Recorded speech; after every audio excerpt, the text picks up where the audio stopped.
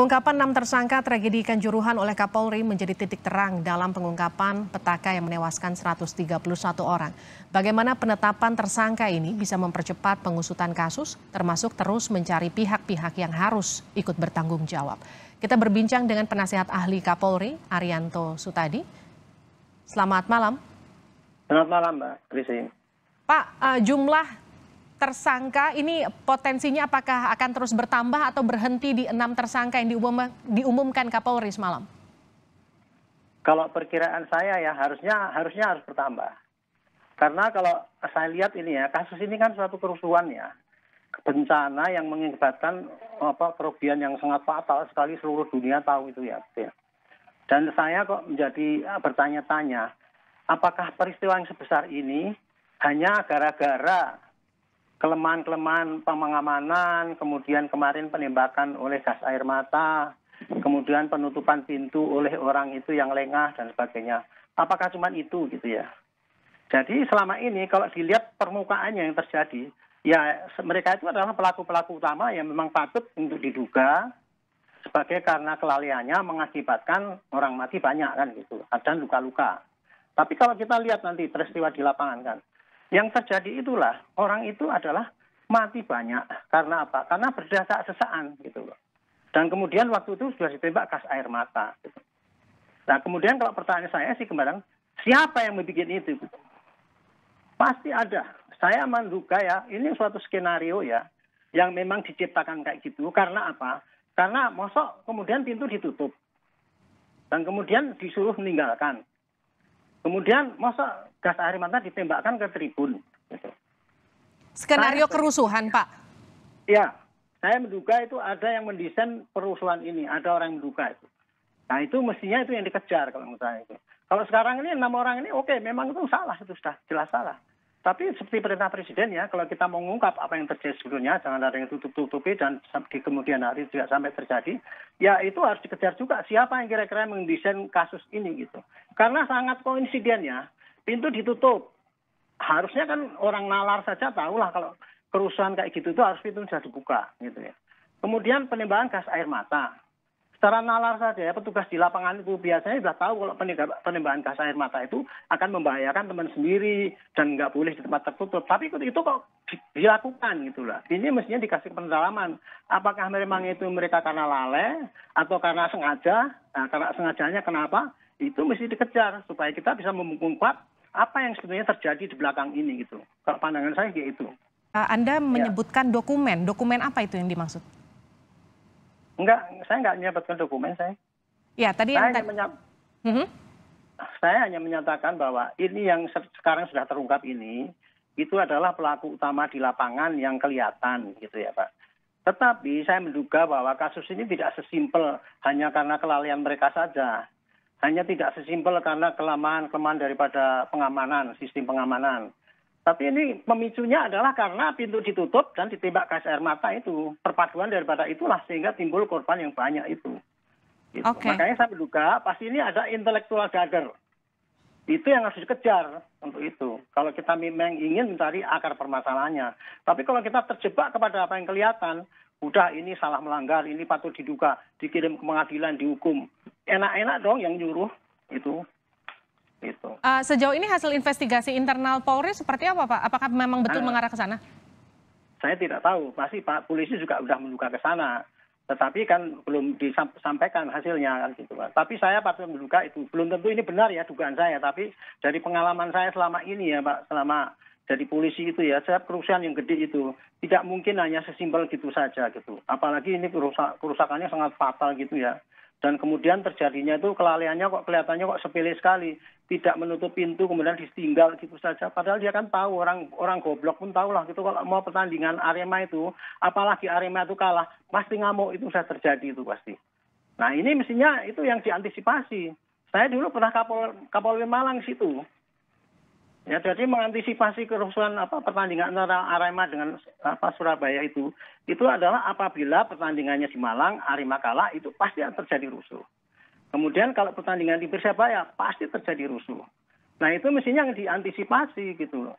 Tapi ini kan enggak, justru pas pada waktu peak hours-nya itu, di mana terjadi keributan, disitulah disumbat pintunya ditutup dan kemudian ditembak gas air mata, sehingga orang yang berkerumun di tribun yang nggak apa-apa kok ditembak pakai gas air mata, kan bubar jadinya. Itu kan penembakan itu bukan membubarkan massa.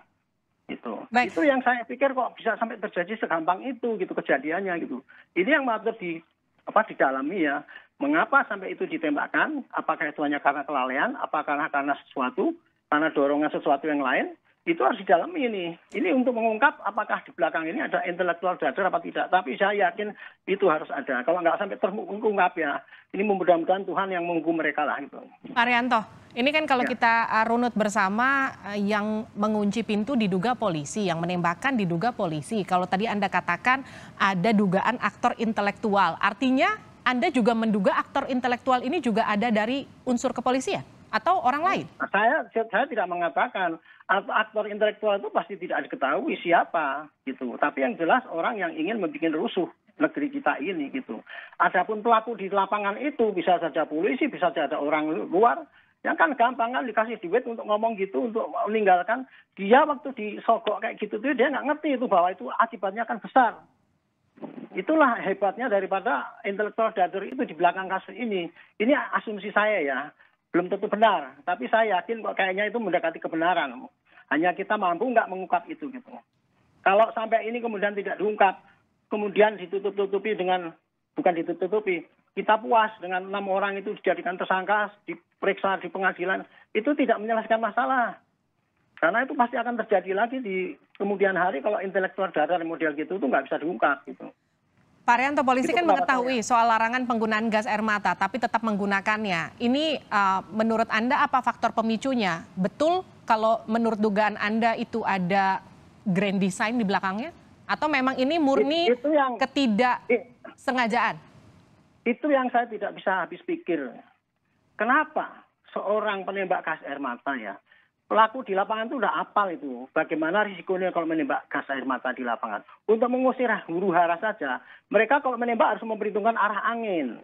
Jangan sampai kita balik kena kita sendiri. Itu di lapangan loh. Dan gas air mata itu hanya ditujukan kepada orang yang anarkis. Maksudnya itu untuk menghentikan kegiatan. Nah kalau kemarin kan tidak itu. Jadi keanehannya itu ya, gas air mata kenapa diarahkan kepada orang yang tidak ribut. Kemudian ditembakkan di tempat yang tertutup, di samping itu ditambah lagi pintu ditutup, itu kan suatu kesengajaan gitu. Itu nalar saya saja gitu. Kesengajaan. Dan artinya gas air mata ini sudah disiapkan sebelumnya dan memang sudah diarahkan ke arah penonton menurut Anda? Kalau gas air mata di bawah itu standar, saya kira nggak itu. Cuman yang mengarahkan itu intelektual dader itu adalah itu tadi, mengarahkan kepada petugas itu supaya menembakkan gas air mata itu, gitu ya. Kemudian supaya menutup pintu pada saat pas peak hours gitu. Itu saya kira dugaan saya kayak gitu. Mudah-mudahan tim pencari fakta ini juga mengarah ke situ sehingga saya tidak terima sekali ya apabila sampai kejadian kayak gini ini kemudian intelektual dader itu nggak bisa terungkap gitu. Ini kan betul-betul sangat biadab ini. Pak Arianto. Hanya ingin menuju suatu hal, kemudian mengobrol orang yang tidak berdosa, anak-anak kecil sampai meninggal semua itu. Gitu. Pak Arianto, FIFA kan sudah mengeluarkan larangan untuk tidak menggunakan gas air mata, tapi ini faktanya digunakan oleh oknum polisi yang kemudian bertugas dan berjaga di sana. Ya. Anda sebagai penasihat ahli Kapolri, apa rekomendasi Anda terhadap Kapolri soal ini? Dalam hal ini Bu ya, saya tidak ingin berdebat apakah polisi tidak boleh menggunakan garis mata karena tunduk pada FIFA apa enggak. Karena sampai sekarang ini masih terjadi perdebatan antara pakar bahwa polisi menggunakan gas air mata itu adalah karena sesuai dengan SOP kan gitu katanya gitu ya. Tetapi kemudian kan Pak Kapolri itu menyalahkan, itu nggak salah karena melanggar FIFA kan gitu kan. Jadi saya tidak memperdebatkan antara polisi kok nekat menggunakan air mata itu karena dia merasa benar SOP-nya apa tidak. Tetapi yang saya salahkan di sini adalah gas air mata itu kenapa ditembakkan di tribun, di tempat tertutup dan di masa pada saat itu saat akan terjadi ras apabila itu terjadi. Itu yang saya persalahkan gitu. Jadi saya nggak ngerti FIFA itu harus dipahami apa tidak. Tapi kalau saran saya ya, dengan adanya kayak gini nih, memang sudah pada saatnya lah polisi untuk memikirkan kembali penggunaan gas air mata itu untuk mengusir ataupun untuk menertibkan di lapangan. Lebih baik diganti dengan air, semprotan air apa aja. Karena gas air mata itu jelas sangat membahayakan dan tidak efektif untuk menghalau massa. Tapi mudarnya lebih banyak gitu. Pak Arianto, Kalau, Anda kan tadi sempat menyatakan bahwa Anda sempat berdinas di Malang. Artinya kalau menghadapi pertandingan Arema ini kan bukan hal yang baru buat Anda. Anda tahu kondisi lapangannya seperti apa. Di masa Anda dulu menggunakan gas air mata atau tidak untuk menghalau kericuhan seperti ini? Dan apa yang kemudian saat itu dilakukan? Apa bedanya dengan sekarang? Saya di Malang tahun 2019, tahun 2000 ya. Saat itu Malang dilarang juga bertanding dengan Persebaya.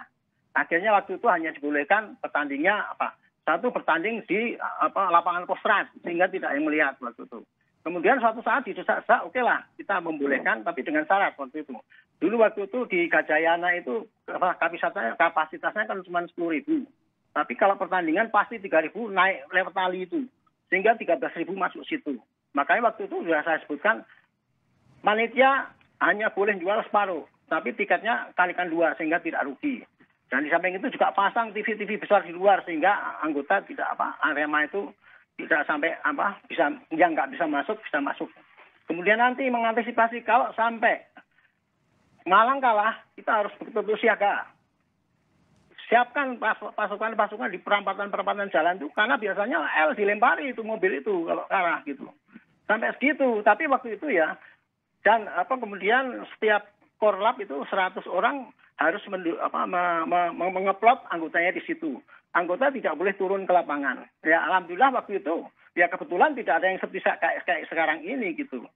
Tapi asumsi kita ya kalau kita mengamankan pertandingan Arema dengan Persebaya itu udah asumsinya Arema kalah sehingga terjadi kericuhan.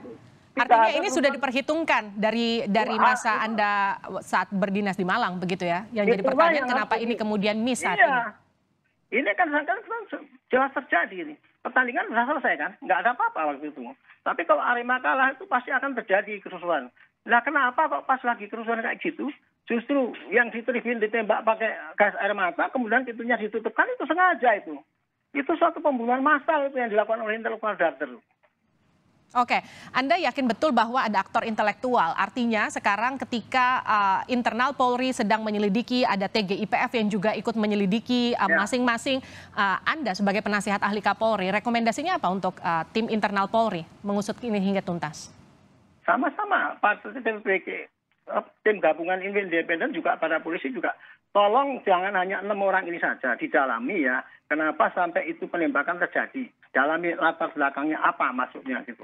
Apa karena kelalaian atau apa dan sebagainya. Saya yakin kalau itu bukan karena kelalaian itu. Oke. Yang kedua, yang pintu itu tadi. Pintu kenapa ditutup pada saat waktu menjelang bubar. Dan kemudian ditinggalkan. Itu sudah suatu kesengajaan itu. Bukan karena kelalaian itu. Terima kasih telah bergabung bersama kami penasihat ahli Kapolri Arianto Sutadi di Sapa Indonesia Malang.